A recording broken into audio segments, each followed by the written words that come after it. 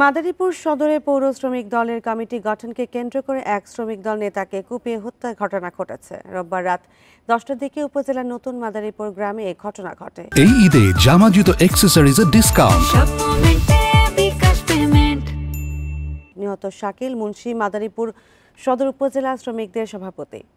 নিহতদের স্বজনদের দাবি, নিটল হাওলাদারকে মাদারীপুর পৌরসভা শ্রমিক দলের সভাপতি হিসেবে সম্প্রতি কমিটি ঘোষণা করা হয়। এর প্রতিবাদ করে সদর উপজেলা শ্রমিক দলের সভাপতি শাকিল মুন্সি এর জেরে নতুন মাদারীপুর এলাকায় রাতে একা পেয়ে শাকিলের ওপর হামলা চালায় লিটন ও তার ভাতিজা আলামিন সহ 15-20 জন। চিৎকার শুনে আশেপাশের লোকজন এগিয়ে এলে আরও দুজনকে কুপিয়ে আহত করে পালিয়ে যায় দুর্বৃত্তরা।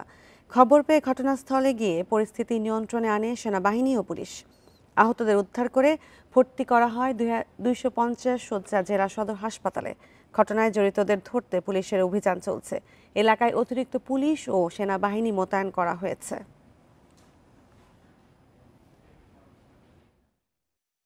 আধিপত্য বিস্তারকে কেন্দ্র করে সংঘর্ষ হয়েছে এবং এই সংঘর্ষে শাকিল মুন্সি নামক একজন মারা গেছে। তো এই ঘটনার সাথে যারা জড়িত তাদেরকে গ্রেপ্তারে আমাদের অভিযান চলমান।